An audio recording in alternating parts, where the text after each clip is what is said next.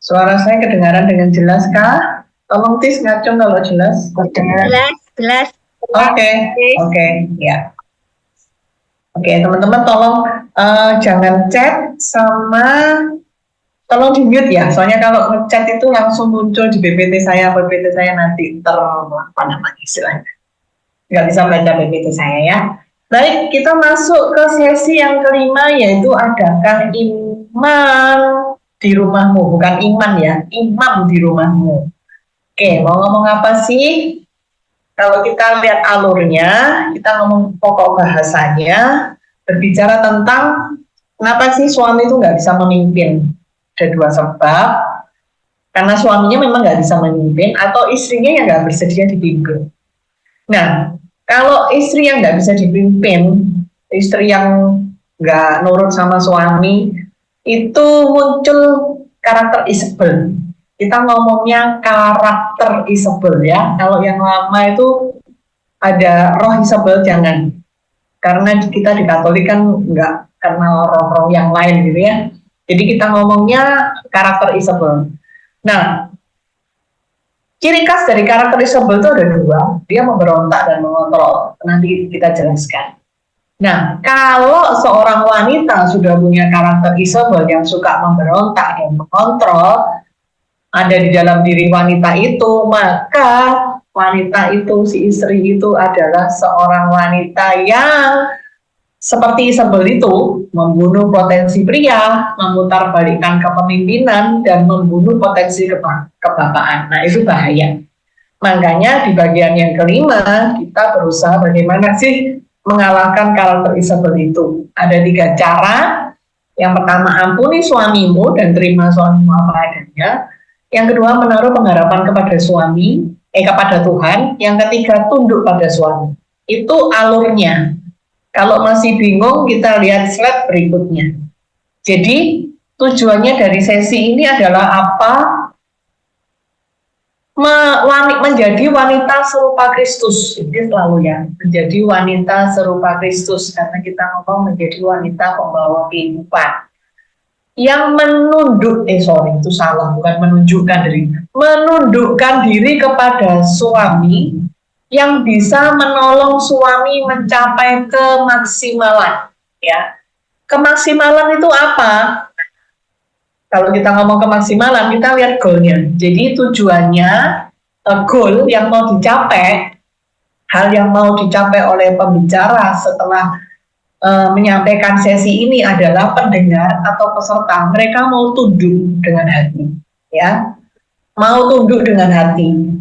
Setelah mereka mau tunduk dengan hati, dilanjutkan dengan wanita itu mau menolong suami mencapai kemaksimalan. Yang dimaksud dengan mencapai kemaksimalan di sini adalah suami bisa berfungsi sebagai imam, nabi, dan raja.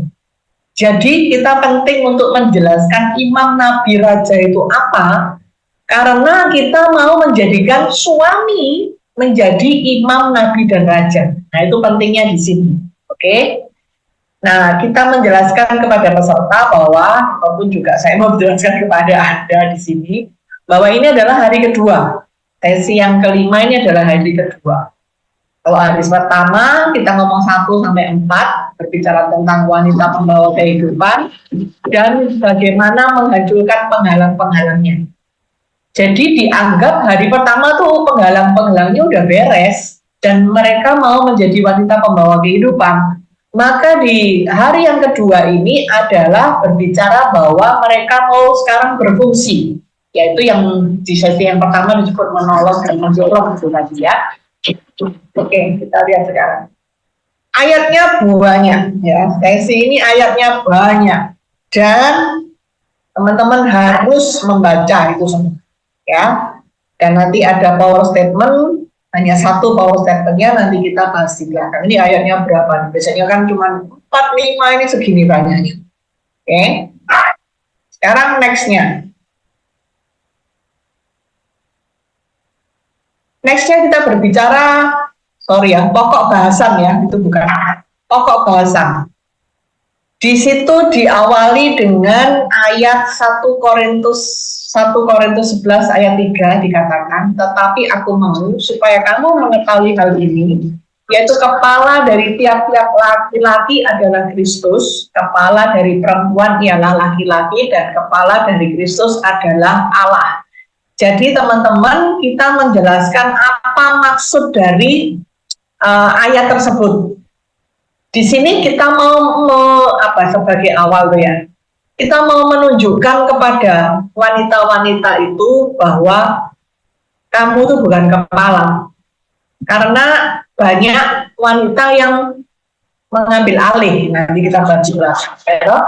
Dan kalau kita berbicara mengenai kepala dari laki-laki adalah Kristus, kepala dari Kristus adalah kepala dari laki-laki adalah Kristus, kepala dari perempuan ialah laki-laki. Nah, kita di sini bukan berbicara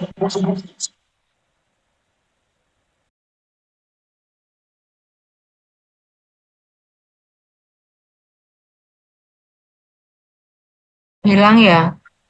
halo.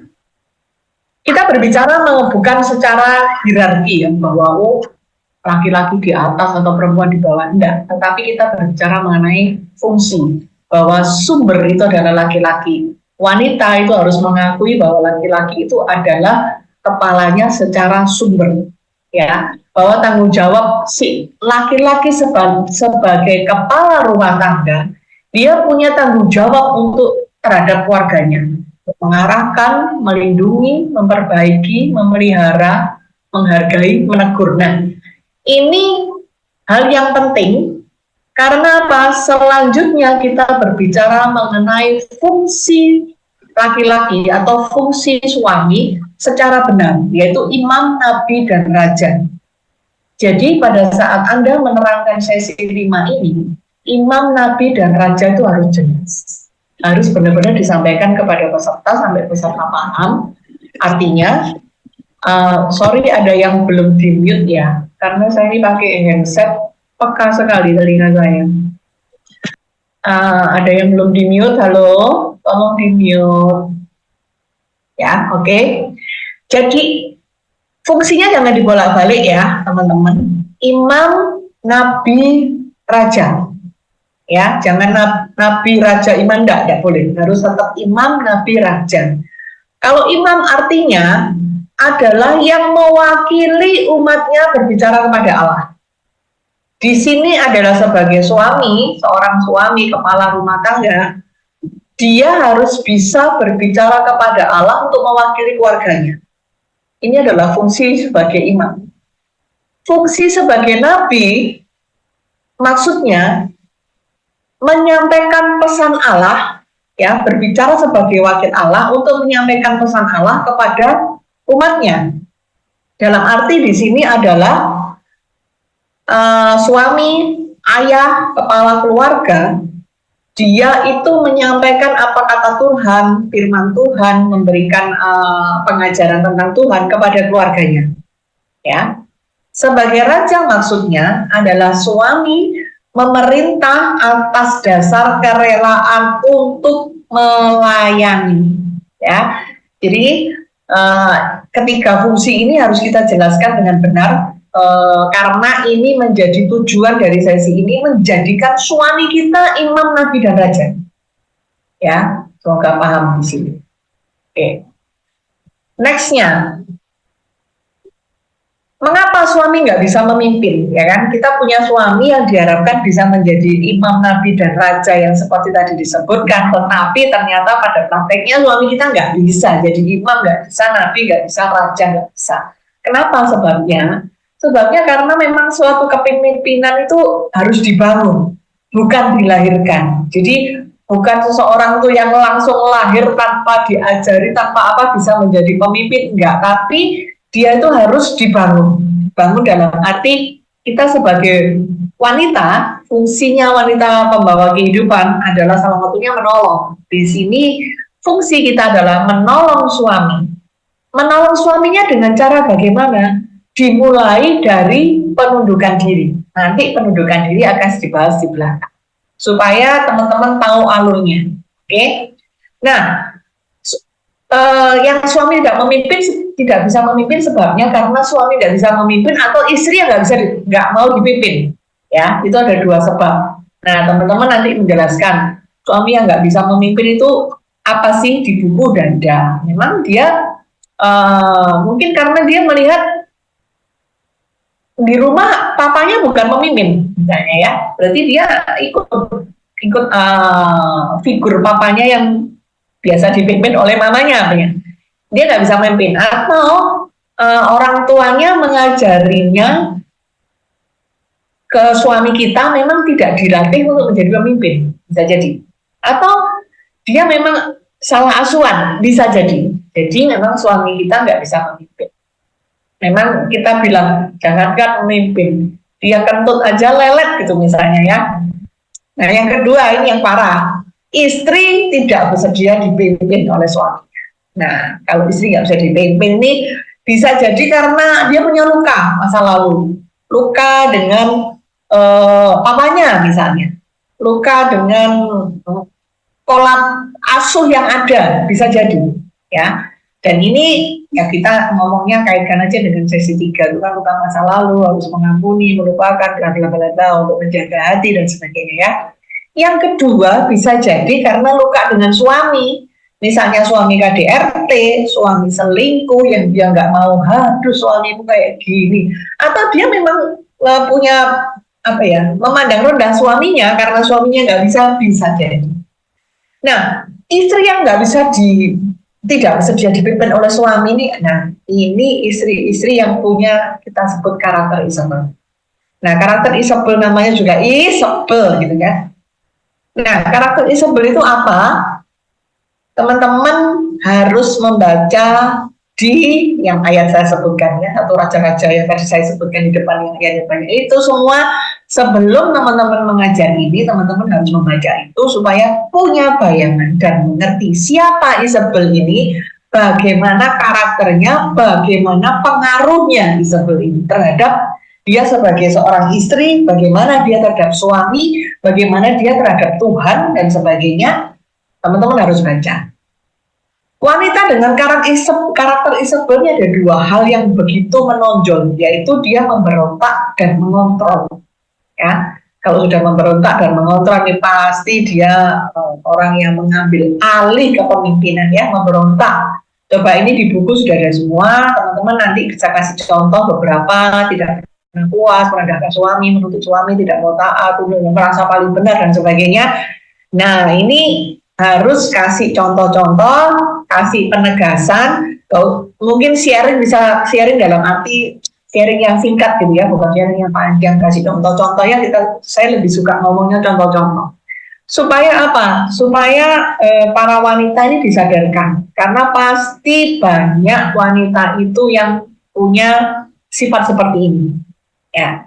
Yang kedua mengontrol bukan hanya memberontak, tapi sudah mau menguasai, memaksakan kehendak dan keinginan dengan beberapa cara, menekan, meneror, berbohong, memfitnah, manipulasi, ingin mengubah suami. Nah, ini banyak terjadi pada para wanita, pada ibu-ibu. Tinggal prosentasenya aja yang berbeda-beda ya. Kita percaya bahwa semua punya atau pernah melakukan, bahkan mungkin kita juga pernah melakukan atau masih melakukan, tinggal prosentasenya aja dikurangi. Nah ini yang kita inginkan kepada peserta supaya mereka sadar, supaya mereka tahu diri, maksudnya bisa melihat dirinya sendiri. Nah jadi utamanya dari karakter Isabel ini, dia adalah orang yang memberontak dan mengontrol itu, mereka tidak takut sama Tuhan, sehingga dia menyembah berhala, menyembah egonya, dalam arti semuanya yang penting adalah aku yang berkuasa, aku yang menang, dan sebagainya. Itu kita jelaskan kepada peserta. Nah, kalau sudah seseorang yang mempunyai sifat Isabel yang seperti tadi, yang menakutkan tadi, memberontak dan memberontak dan mengontrol, maka yang terjadi apa? Ada 3 hal yang terjadi ya. Yang pertama, membunuh potensi pria, memutarbalikkan kepemimpinan dalam keluarga, membunuh potensi pembapaan bagi anak-anak. Ya, kita akan bahas satu persatu. Membunuh potensi pria, yang namanya potensi ya berarti yang tadi itu imam, nabi dan raja, udah nggak dikasih kesempatan suami untuk menjadi imam, nabi dan raja, ya, memberontak dan mengontrol sudah. Suaminya pasti nggak bisa berkembang nanti. Diambil alih, aku yang jadi imam, aku yang jadi nabi, dan bahkan aku yang jadi raja. Mengambil alih fungsi pria, waduh, apa yang terjadi? Kacau keluarganya, rumah tangganya pasti kacau. Nah, ini teman-teman bisa kasih contoh, mungkin bisa ngambil contoh dari keluarga teman-teman kita, atau bahkan ngambil contoh aku dulu begitu, ya, karena biasanya yang mengambil sesi ini adalah kebanyakan pelaku yang sudah bertobat. Jadi teman-teman bisa bercerita kalau dulu bagaimana, ya. Yang kedua, memutarbalikkan kepemimpinan dalam keluarga. Tadi setelah membunuh potensi kan dia mengambil alih, pasti dia mengambil alih, dia menjadi pemimpin.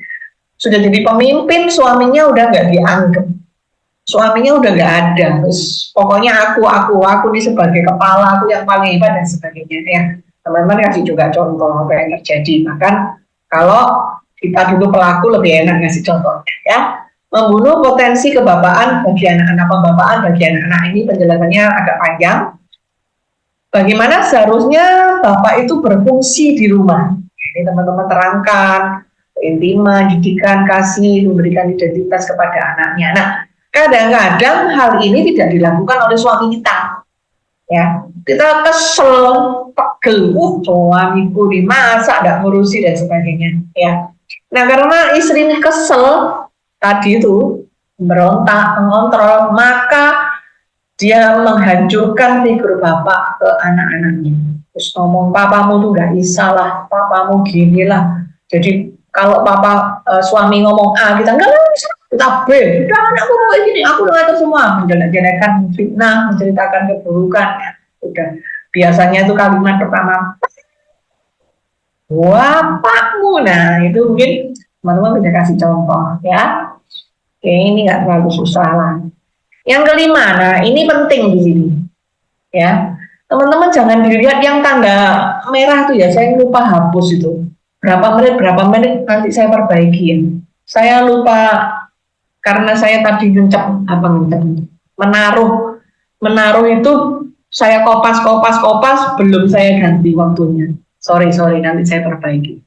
Yang kelima ini adalah yang penting di sini, yang menjadi inti dari sesi ini adalah mengalahkan karakter Isabel tadi, ya. Kalau kita lihat dari nomor 1 sampai nomor 4, bagaimana kalau sudah punya karakter Isabel itu kan pasti nggak bagus. Maka yang kelima ini adalah bagaimana supaya membunuh karakter Isabel tadi. Ada 3 hal yang dilakukan. Yang 1, ampuni suamimu dan terima apa adanya. 2, menaruh pengharapan pada Allah. Dan 3, tunduk pada suami seperti di Efesus. Nanti kita bahas satu persatu, ya. Jadi untuk mengalahkan karakter Isabel, yang pertama adalah ampuni suamimu dan terima apa adanya. Ya, ini kalau kita tarik sama seperti yang tadi luka, ya, luka terhadap suami. Kenapa kok istri nggak mau tunduk? Karena luka kepada suami. Jadi sekali lagi diingatkan sesi 3. Kalau nggak mau sesi 3, nggak mau menjaga hati, balik lagi karakter Isabel masuk, udah kita nggak bisa menjaga hati. Timbul celah, timbul luka, nggak mau mengampuni, timbul kepahitan, kita nggak bisa menjaga hati, pasti nggak bisa jadi wanita membawa kehidupan. Rangkaiannya seperti itu alurnya, ya. Maka kalau kita mau keluarga kita ini benar-benar pulih, benar-benar kita mau sebagaimana kita berfungsi sebagai wanita membawa kehidupan, maka mau nggak mau kita harus membuat suami kita berfungsi dengan benar, membuat suami kita menjadi itu imam, nabi dan rajanya jalan. Jadi kita harus terima suami kita apa ada, ya. Entah dia lelet, entah dia itu nggak baik, entah dia itu jahat, entah dia belum berfungsi dengan benar, entah apapun, ini teman-teman jelaskan, yakinkan bahwa itu adalah pria terbaik yang Tuhan berikan, dan kita mau taat, balik lagi sini 2, tekankan taat untuk menjadi kepala, ya. Yang kedua, menaruh pengharapan kepada Allah. Jadi setelah kita lihat misalnya suami akarnya, yang kedua pasti kita melihat kepada Tuhan, menundukkan diri pada Allah. Ingat sesi yang kedua kita mau taat, ya. Kita mau taat bahwa kita menjadikan Tuhan Yesus sebagai Tuhan, itu berarti Tuhan yang berdaulat atas hidup kita, Tuhan yang berkuasa atas diri kita dan atas rumah tangga kita. Dan kita mau menjadikan Yesus sebagai kepala atas rumah tangga kita. Maka kita harus mau tunduk pada kedaulatan Allah dan kebenaran. Balik-balik kita mau tunduk, taat, tunduk pada perintah Tuhan, tunduk pada Allah, tunduk pada kebenarannya, tunduk pada apa maunya Tuhan. Yang kedua, menanti-nantikan Allah, ya. Ayatnya di Yesaya 40-31. Tetapi orang-orang yang menantikan Tuhan mendapat kekuatan baru. Mereka seumpama raja wali yang naik terbang dengan kekuatan sayapnya. Mereka berlari dan tidak menjadi lesu. Mereka berjalan dan tidak menjadi lelah. Jadi teman-teman, jelaskan bahwa kalau kita menjadi wanita pembawa kehidupan, kalau kita menghadapi suami capek kalau menghadapi dengan kekuatan sendiri, tetapi di situ dikatakan bahwa kita harus bergantung kepada Tuhan. Ya, kadang-kadang mana suamiku kok masih begini, suamiku masih begitu. Ingat, percayai dan kita cari, kita tunggu waktu Tuhan itu yang terbaik. Pada saat kita menunggu waktu Tuhan, kalau kita mengendalikan kekuatan diri kita sendiri, stres. Tetapi kalau kita menanti-nanti Tuhan, kita merindukan Tuhan, kita bersama dengan Tuhan, kita akan mendapat kekuatan baru, ya. Dan jangan mencoba mengubah suami langsung, wah jebret gitu. Atau Tuhan, saya ikut camp, pulang dari camp suamiku harus berubah, ya. Bahwa yang hanya mengubah itu suami, tapi kembali lagi itu waktu Tuhan. Mungkin Tuhan kita misteri Allah ya, itu kita nggak tahu. Mungkin Tuhan juga mau melihat mengubah diri kita juga, ya, bisa jadi. Yang ketiga adalah melekat kepada Allah. Ya. Melihat kepada Allah, ayatnya ada di Mazmur, nanti baca. Bersatu dengan Allah melalui doa dan firman-Nya setiap hari. Melekat. Kalau kita nggak melekat, kita mengandalkan kekuatan diri kita, tidak bisa. Kita percaya akan janji-janji Allah di Mazmur 91, 14-16 itu, aku akan meluputkannya, aku akan membentenginya. Kalau dia berseru, akan kujawab di waktu kesesakan, aku akan menyertai dia dan meluputkan dan memuliakan dia. Jadi kita percaya bahwa Allah ini kita tekankan kepada peserta janji-janji. Oke. Yang ketiga, ini yang ketiga ini yang paling penting, mungkin porsinya agak panjang, ya. Tunduk kepada suami seperti Efesus 5:22-24. Dikatakan, hai istri, tunduklah kepada suamimu seperti kepada Tuhan. Nah, ini teman-teman bisa menyinggung, kaitkan dengan sesi yang kedua. Tunduk, taat, ya. Karena suami adalah kepala istri, sama seperti Kristus adalah kepala jemaat. Dialah yang menyelamatkan tubuh, karena itu sebagaimana jemaat tunduk pada Kristus, demikian jugalah istri kepada suami dalam segala sesuatu. Hai suami, kasihlah istrimu sebagaimana Kristus telah mengasihi jemaat dan telah menyerahkan dirinya bagi kita. Patokan kita di ayat Efesus 5 itu, ya. Oke, tunduk, teman-teman ini jelaskan, tunduk itu sikap hati. Bukan hanya kepala kita nunduk, kita diam, tapi hati kita ngomel, hati kita marah, atau bahkan hati kita bersungut-sungut, bahkan sampai nyumpahin gitu, ya. Itu bukan, tapi tunduk adalah sikap hati, sukacita dan sukarela, dan bahkan memberikan diri dipimpin oleh suami. Di sini tidak ada syarat bahwa suaminya harus hebat, suaminya tidak ada syarat. Tetapi bagaimanapun dia, bagaimanapun suami, ini kita tegaskan bahwa kita harus tunduk, ya. Karena apa? Penundukan diri yang benar memiliki kuasa. Poinnya di sini. Penundukan diri yang benar memiliki kuasa. Bahkan dikatakan suami dapat dimenangkan tanpa perkataan. Itu sesuai dengan 1 Petrus 3 ayat 1. Demikian juga kamu, hai istri-istri, tunduklah kepada suamimu, supaya jika ada di antara mereka yang tidak taat kepada firman, mereka juga tanpa perkataan dimenangkan oleh kelakuan istrinya. Nah, ini penting. Ini ayat ini tekankan berkali-kali untuk tunduk, karena apa? Bisa memenangkan suami dengan kelakuan istrinya. Kelakuannya dimaksud apa? Ya tunduk tadi itu, ya. Sehingga pada saat itu kita bisa menolong suami dengan tunduk. Kita bisa menolong suami menjadi tadi itu imam, nabi, dan raja. Ya, jadi kita selain tunduk, kita memberi kesempatan dan tolong kepada suami untuk menjadi imam. Nah, teman-teman, banyak camp-camp yang ada itu berhenti di pada ditunduk, belum, itu masih koma. Tetapi dengan tunduk kita menolong suami untuk berfungsi sebagai imam, membawa keluarganya kepada Tuhan. Jadi kalau suami itu bisa membawa anak-anaknya, istrinya memimpin doa, membawa gereja, dianjurkan untuk begini dan begitu, membawa doa bersama-sama dan sebagainya. Ya, jadi dorong dan beri kesempatan kepada suami untuk suami bisa memimpin untuk melakukan ini. Oke, nah kita ini yang tekankan. Maka tadi saya bilang bahwa harus imam, nabi dan raja. Suami nggak bisa membawa Allah kepada keluarganya sebelum membawa keluarganya kepada Allah. Maka fungsinya jangan dibalik ya, imam dulu. Yang kedua, barulah menolong suami berfungsi sebagai nabi.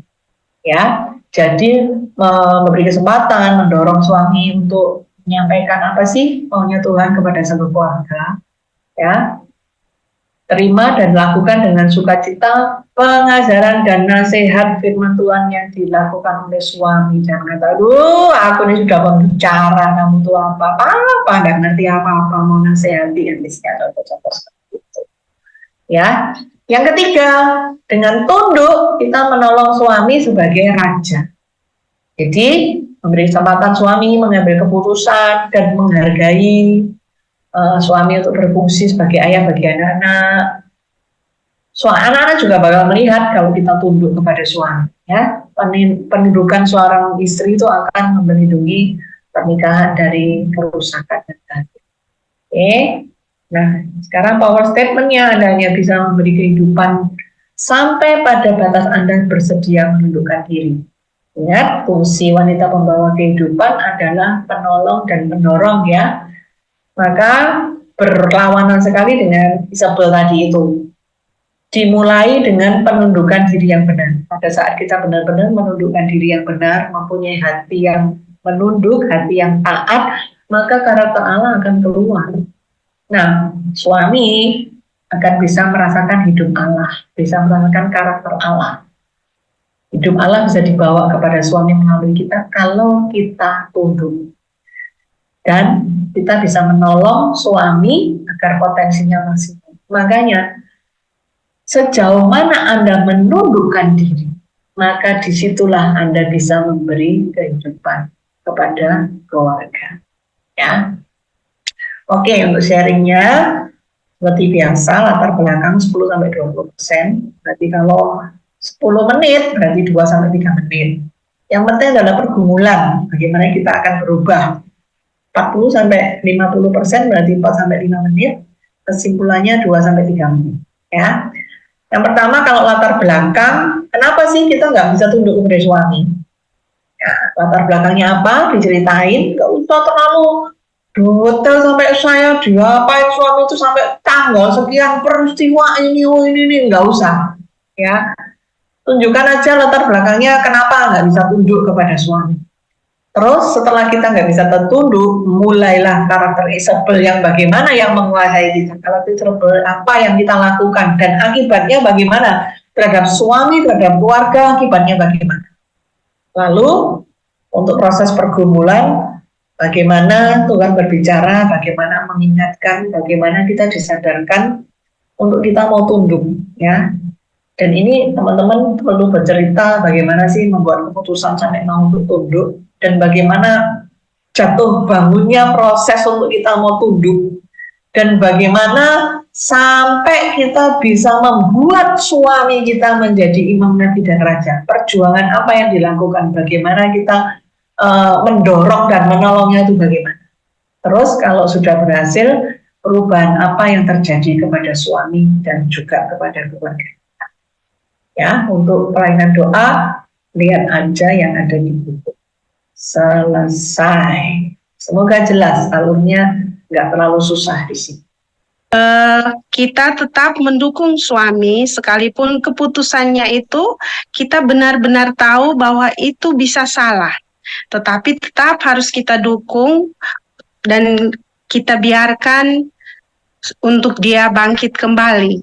Padahal kalau mau dibilang kita tahu bahwa itu benar-benar salah. Itu yang saya masih kurang, apakah kita boleh menjelaskan ataukah kita biarkan nanti dengan Salah sendirinya. di sini bertentangan dengan Tuhan nggak, sis? Sepertinya ada yang bertentangan sedikit, ada yang tidak. Kalau bertentangan dengan Tuhan, maksudnya tunduk itu sama seperti kalau kita berbicara di sesi yang wanita, yang women ya, anak-anak ya. Kita kalau keputusannya itu salah dan bertentangan dengan Tuhan, dalam arti kita tunduk itu, kita tetap perlu memberitahu suami, tapi dengan sikap yang tunduk, bukan sikap yang ini enggak, tapi kita berbicara dengan sikap tunduk dari hati, ya, walaupun mungkin itu salah, kita menerimanya itu, maksudnya memberitahunya, menasihatinya itu tetap dengan sifat yang tunduk, dengan hati yang tunduk, dan dimulai dari benar-benar tunduknya itu dalam hati. Kita memberitahu suami itu salah, tetap dengan begitu ya, dengan tunduk, dengan hormat. Berarti kita tetap boleh memberitahukan, karena saya kebetulan sangat merasakan ini. Jadi terkadang seperti tadi juga sementara sharing dengan suami, saya merasakan ada hal yang harusnya saya bicarakan karena saya tahu bahwa itu salah, tetapi akhirnya saya hanya menjelaskan secara tidak terlalu terperinci, tetapi puji Tuhan suami bisa diam dan bisa menerima. Mungkin ya. Yang membagikan sesi 5 sorry, saya tadi salah kan. Jadi sesi 5 itu poinnya ada di yang nomor 5, yaitu karakter Isabel. Itu kalau kita ngomong secara waktu itu sekitar minimal 20 menit ya di situ. Minimal 20 menit. Kalau yang di saya buka lagi aja ya.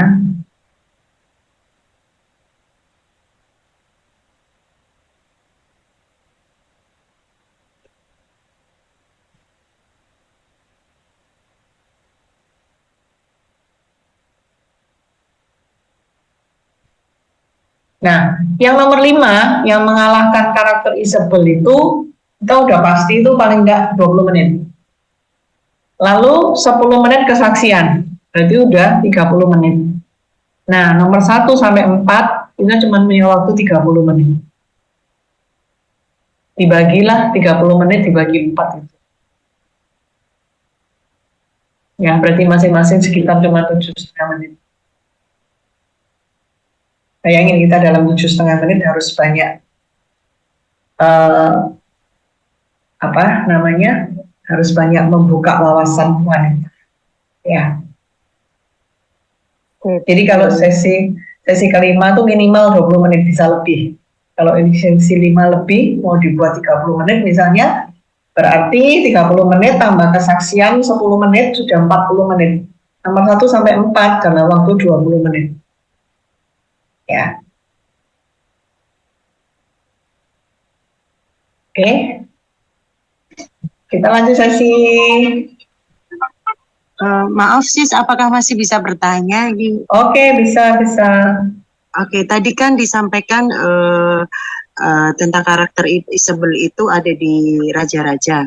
Nah, waktu kita menyampaikan, apakah juga secara singkat kita sampaikan juga isi dari raja-raja tersebut? Itu satu. Kedua, kemudian di situ kan ada ciri-ciri dari karakter Isabel atau Isabel di sini ya, seperti menyembah berhala, kemudian memberontak dan mengontrol. Nah, apakah dari cerita singkat yang kita sampaikan dari raja-raja itu kita kita kaitkan dengan menyembah berhalanya di mana, memberontaknya di mana, mengontrolnya di mana? Apakah demikian? Terima kasih. Sorry. Nggak usah terlalu ini ya kalau bagi saya ya, nggak usah terlalu dalam. mengupasnya. Kalau di Raja-Raja itu dari kita membaca, kita bisa menceritakan loh karakter Isabel secara lebih jelas. Itu kita ngomong Isabel itu istrinya siapa, dia maunya bagaimana, menghasut suaminya untuk mengambil inilah, mengambil itulah. Nah itu yang perlu kita ceritakan dalam satu kalimat yang pendek aja, yang mungkin kalimat singkat aja sih. Jadi nggak usah terlalu dalam di Isabelnya itu. Karena kita nggak punya banyak waktu. Nanti kalau kita terjebak terlalu lama menjelaskan Isabel, nanti habis waktunya. Kita nggak bisa menerangkan yang dalam kehidupan sehari-hari Isabel seperti apa sih contoh-contohnya itu. Kalau kita kelamaan cerita dari raja-raja itu. Baik, berarti Atau lebih ke contohnya saja ya, memberontaknya seperti apa. Ya, Baik. atau bisa dengan kalimat pendek bisa membentuknya begini, mengontrolnya begini bisa. Itu paling kan satu kalimat pendek aja sih, ya, nggak usah terlalu dalam gitu. Ya, oke. Terima kasih. Thank you. Yang lainnya.